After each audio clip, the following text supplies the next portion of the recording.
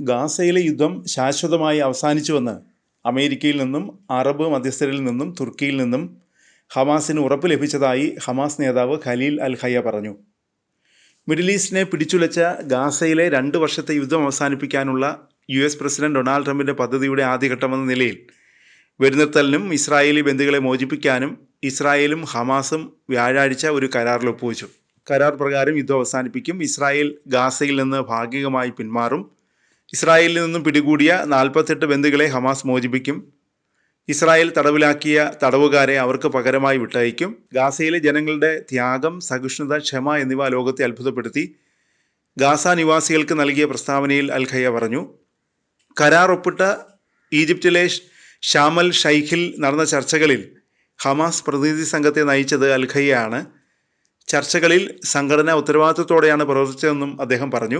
October 7 യുദ്ധത്തിൻ്റെ വാർഷികത്തിൽ നമ്മുടെ നേതാക്കളിൽ രക്തസാക്ഷികളായ ഖാനിയെ, അൽ അരൂരി, സിൻവാർ, ദെയ്ഫ് എന്നിവരെ ഞങ്ങൾ അഭിവാദ്യം ചെയ്യുന്നു. ഇസ്രായേൽ ആക്രമണങ്ങളിൽ കൊല്ലപ്പെട്ട ഹമാസ് മേധാവികളെ പരാമർശിച്ചുകൊണ്ട് അദ്ദേഹം പറഞ്ഞു. ശത്രുക്കൾ ഒന്നിനു പുറകെ ഒന്നായി കൂട്ടക്കൊലകൾ നടത്തി, മധ്യസ്ഥ ശ്രമങ്ങളെ ആവർത്തിച്ച് തടസ്സപ്പെടുത്തി. തുടർച്ചയായ ഈ ലംഘനങ്ങൾക്കിടയിലും ഞങ്ങൾ ചർച്ചകൾ തുടരുകയും യുദ്ധം അവസാനിപ്പിക്കാൻ എല്ലാ ശ്രമങ്ങളും നടത്തുകയും ചെയ്തു, അൽ ഹയ്യ പറഞ്ഞു. അമേരിക്കൻ പ്രസിഡന്റിൻ്റെ പദ്ധതിയെ ഉത്തരവാദിത്വത്തോടെ ഹമാസ് കൈകാര്യം ചെയ്തു.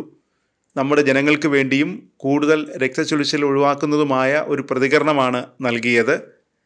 ഈ കരാർ യുദ്ധത്തിൻ്റെയും ഫലസ്തീൻ ജനതയ്ക്കെതിരായ ആക്രമണത്തിൻ്റെ അവസാനവും സ്ഥിരമായ വെടിനിർത്തൽ നടപ്പിലാക്കുന്നതിൻ്റെ തുടക്കവുമാണ്, അൽ ഹയ്യ പറഞ്ഞു. മാനുഷിക സഹായം എത്തിക്കൽ, റഫ ക്രോസിംഗ് തുറക്കൽ, തടവുകാരെ കൈമാറൽ എന്നിവ കരാറിൽ ഉൾപ്പെടുന്നതായി അൽ ഹയ്യ പറഞ്ഞു. മധ്യസ്ഥരിൽ നിന്ന് US ഭരണകൂടത്തിൽ നിന്നും ഞങ്ങൾക്ക് ഉറപ്പ് ലഭിച്ചു.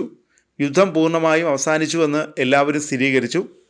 അടുത്ത ഘട്ടങ്ങൾ പൂർത്തിയാക്കാൻ എല്ലാ ദേശീയ ഇസ്ലാമിക ശക്തികളുമായും ഞങ്ങൾ തുടർന്നും പ്രവർത്തിക്കും, അൽ ഹയ്യ വ്യക്തമാക്കി.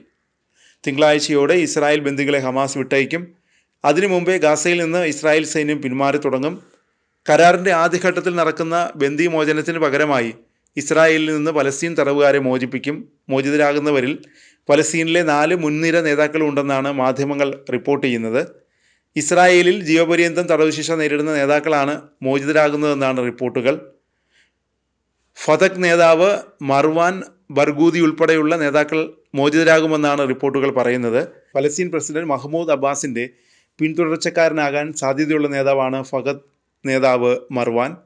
Popular front of the liberation of Palestine നേതാവ് അഹമ്മദ് സാദത്ത്, ഹമാസ് നേതാക്കളായ ഇബ്രാഹിം ഹമീദ്, ഹസൻ സലാമ എന്നിവരും മോചിതരാകുന്നവരുടെ ലിസ്റ്റിലുണ്ട്. 20 ബന്ദികളെയാണ് ഹമാസ് ആദ്യം മോചിപ്പിക്കുക. ഇതിന് പകരമായി 2000 പലസ്തീൻ തടവുകാരെ ഇസ്രായേൽ മോചിപ്പിക്കും. വെടിനിർത്തൽ ചർച്ചകളുടെ ഭാഗമായി വിട്ടയക്കുന്ന ബന്ദികളുടെയും മോചിപ്പിക്കേണ്ട പലസ്തീൻ തടവുകാരുടെയും പട്ടിക ഹമാസ് കൈമാറിയിരുന്നു. മരിച്ച ബന്ദികളുടെ മൃതദേഹങ്ങൾ ഇസ്രായേൽ സൈന്യം ഗാസയിൽ നിന്ന് പിന്മാറുന്ന മുറയ്ക്ക് വിട്ടു നൽകും. ഇസ്രായേലുമായുള്ള സംഘർഷം അവസാനിപ്പിക്കാൻ മധ്യസ്ഥ വഹിച്ചതിന് ഹമാസ് മധ്യസ്ഥർക്കും US പ്രസിഡന്റ് ട്രംപിനും നന്ദി പറഞ്ഞു. ഗാസയിലെ യുദ്ധം അവസാനിപ്പിക്കാനും ഇസ്രായേൽ സൈന്യത്തെ ഗാസയിൽ നിന്ന് പിൻവലിക്കാനും കരാറിൽ വ്യവസ്ഥയുണ്ടെന്ന് ഹമാസ് അറിയിച്ചു. പലസ്തീൻ ജനതയുടെ സ്വാതന്ത്ര്യവും സ്വയം നിർണയാവകാശവും സംരക്ഷിക്കുമെന്നും ഹമാസ് വ്യക്തമാക്കി. ട്രംപിൻ്റെ ബന്ദി കൈമാറ്റ പ്രഖ്യാപനത്തിന് പിന്നാലെയാണ് ഹമാസിൻ്റെ പ്രസ്താവന എത്തിയത്.